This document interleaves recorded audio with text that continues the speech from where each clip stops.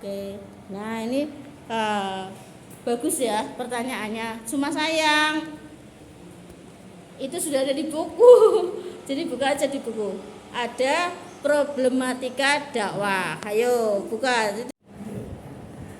Ini ada yang bertanya ya Mbak Zahra, bagaimana problem dakwah dan atau tantangan dakwah, kemudian cara mengatasinya gitu ya. Nah, ini di halaman 16 ya, buku saya ini buku apa namanya? Petunjuk praktis menjadi dai profesional ya. Di halaman 16 sudah tertulis di situ ya. Pertama, itu problem dakwahnya adalah pemahaman masyarakat yang masih sebatas dakwah sebagai oral communication ya. Jadi masyarakat itu, bahkan kita kaum akademisi ya, bahkan para ahli dakwah itu menganggap yang namanya dakwah ya oral communication, hanya sing ngomong halo-halo ya kan. Makanya ketika kamu bisa dakwah enggak aku takut. Kamu masuk KPI ya jadi dai, enggak aku takut, saya nggak bisa ngomong. Nah itu adalah salah satu problemnya. Dakwah dianggap hanya sebagai oral communication atau sekedar pidato. Itu problem loh ya, karena dakwah itu sebenarnya tidak seperti itu kan gitu ya. Yang kedua, secara epistemologis ini, dakwah pada era ini atau era globalisasi ini hanya merupakan kegiatan rutinitas. Nah ini kan problem ya. Yang kedua, dakwah dianggap cuma rutinitas. Jadi dianggap biasa aja gitu loh. Ada pengajian ya biarin gitu ya, nggak perlu berangkat kan itu ya. Ada diskusi tentang agama ya biarin, atau berangkat tapi cuma rutinitas, jadi bubar ya bar, nggak dilaksanakan. Itu problem yang kedua. Nah problem yang ketiga di sini adalah yang berkaitan dengan SDM, sumber daya manusianya.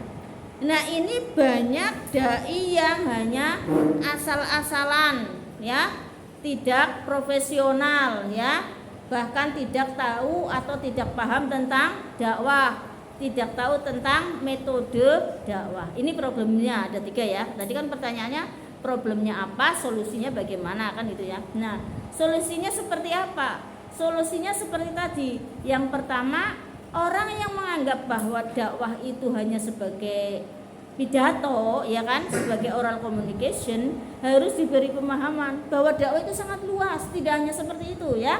Termasuk bikin kaligrafi itu sudah menjadi dakwah, karena otomatis kaligrafi yang kita bikin, kita jual, setidaknya umat muslim itu rumahnya dikasih kaligrafi kan gitu ya.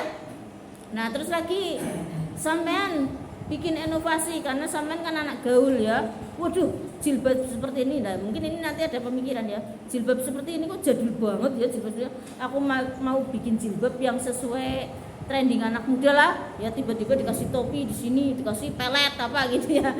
Nah itu juga dakwah, artinya supaya kaum milenial enjoy memakai ya jilbab yang sesuai dengan dirinya, tidak harus sesuai dengan karakter orang tua. Seperti ini kan jilbab orang tua ini ya kan, polos begini, nggak ada apa-apanya kan itu ya. Itu juga itu batik-batik seperti ini sih, itu orang tua ya. Kalau anak muda barangkali jilbabnya mau dipakai peci di sini, boleh silakan ya kan.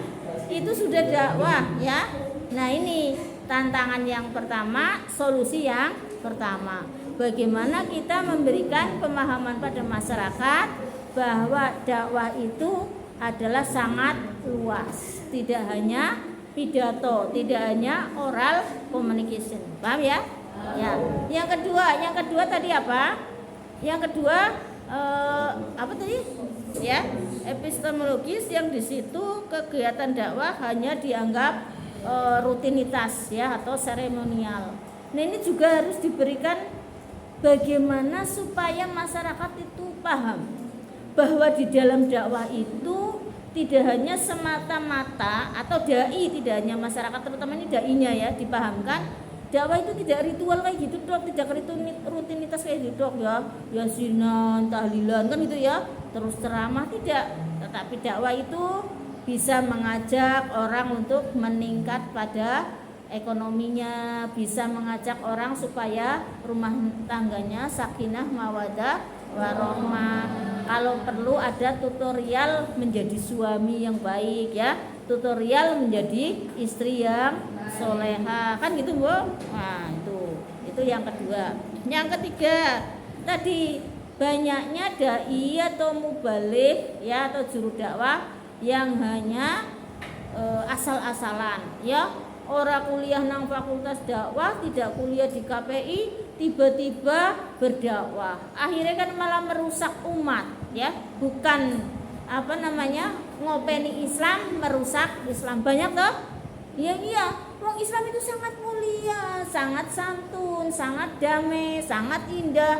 Tiba-tiba dia ngomong tidak berakhlakul karimah ya, hewan-hewan yang haram keluar ya kan, terus makhluk-makhluk goib keluar ya kan. Lagi dai ngomong setan gitu ya, anjing langgungan, ora bener ya, nggak perlu undang-undang makhluk goib sama hewan-hewan haram ya kan. Dakwah itu yang santun sesuai perilaku Rasulullah. Itu misalnya dainya asal-asalan, itu juga problem dakwah saat ini ya. Sekarang itu sangat parah malah ya, bahkan YouTube yang lebih parah lagi apa? Sekarang saya lihat di YouTube ya, YouTuber jen orang ngerti babar blas tentang Islam. Ngeri apa ngeri? Nah ini tugas sampean selaku insan dakwah. Menantangnya gimana? Ikut bikin channel, ikut bikin konten ya, ikut bikin YouTube, tapi YouTube-nya yang benar. Jadi nanti ketika audien nonton yang ini sama nonton yang punya sampean, akan memilih yang punya sampean. Contoh ya, saya kemarin lihat, Masya Allah, ada lagi yang lebih parah. Kalau ini kan nggak ngerti Islam ya, tiba-tiba ngomong gini ya, orang yang rumahnya ada anjingnya masuk surga, dijamin masuk surga. Judulnya gede banget itu di YouTube-nya. Dan saya dengarkan memang begitu. Jadi yang ngomong itu yang punya YouTube ya, dia cuma narasi gambar-gambar. Kan gitu ya, itu banyak yang gitu ya. Jadi ada gambar anjing, ada gambar orang lagi menolong anjing minum gitu. Dia ngomongnya susahnya, yang ironisnya, yang ngerinya itu saya sampai ngeri di sini. Itu memakai dasar hukum hadis, yaitu hadis yang menceritakan tentang seorang wanita yang menolong anjing ketika kehausan, maka wanita itu akhirnya masuk surga. Hadis itu betul. Yang salah itu penjelasan YouTubernya, karena YouTubernya kemudian mengatakan bahwa orang yang rumahnya ada anjingnya masuk surga. Satu begitu. Orang yang menolong anjing dijamin masuk surga. Ini agak benar tapi tidak seutuhnya benar. Kenapa? Orang yang menolong anjing masuk surga, orang yang apa dulu? Harus orang Islam, harus orang yang beriman. Tidak semua orang masuk surga seenaknya gitu ya. Yang benar kan itu contoh YouTubernya yang salah, tidak ngerti Islam. Bahkan saya curiga, jangan-jangan ini non muslim sengaja merusak ajaran Islam supaya Islam merusak. Banyak loh ya seperti itu. Itu ada lagi kemarin ya, ini di kalau nggak di IG, di snack video ya, yang durasinya cuma berapa menit ya, kalau nggak shorts ya. Jadi saya punya akun semua sih ya, jadi ngerti. Saya nggak sengaja tiba-tiba nonton ya, nyuwun saya mohon maaf, orang disabilitas loh ya, kok digunakan untuk berdakwah seperti itu yang nyoting itu mungkin keluarganya. Jadi sambil terbata-bata ngomongnya, sulit ngomong, dan itu ya disabilitas, tahu sendiri kan ya. Itu mengatakan bahwa siapa yang baca La ilaha illallah al-malikul haqul mubin Muhammadur Rasulullah shadiqul wa'dil amin 100 kali setiap sehari semalam, itu akan memiliki banyak fadilah, banyak keutamaan dari Allah. Antara lain apa? Rezekinya lancar, menjadi orang sukses, dicintai banyak orang dan lain-lain. Itu benar ya, kalau yang ini benar. Cuma kasihan ya, masa orang disabilitas digunakan untuk konten seperti itu. Itu ya, kalau yang ini benar. Tapi ada juga tidak benarnya. Artinya yang ini benar terus kemudian lanjutannya tidak benar lagi. Karena apa? Ya itu tadi, pelafadannya tidak jelas karena disabilitas. Jadi ngomongnya nggak La ilaha illallah al-malikul haqul mubin Muhammadur Rasulullah shodiqul wa'dil amin, seperti itu. Aksen Arab enggak, tapi la ilaha illallah ya sudah rusak ya kan. Nah itu contoh. Jadi memang banyak problem dakwah yang kita hadapi terutama di abad ini, tapi juga ada solusinya. Solusinya seperti apa? Yaitu tadi yang tahu solusinya ya memang pakar ilmu dakwah ya. Kalau di sini kata Gus Baha, kalau memaklumatkan diri atau mengklaim diri menjadi orang alim, kalau dia sesungguhnya alim kan tidak sombong ya. Nah, saya juga seperti itu, mengikuti Gus Baha dan dosen saya waktu di kampus. Saya mengklaim diri sebagai pakar ilmu dakwah di Unuga.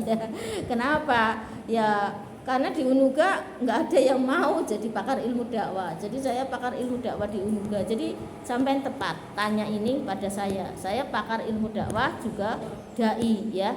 Jadi orang pakar ilmu netok, prakteknya juga dai sudah dari remaja ya. Jadi aliyah kelas 2 saya sudah manggung kemana-mana.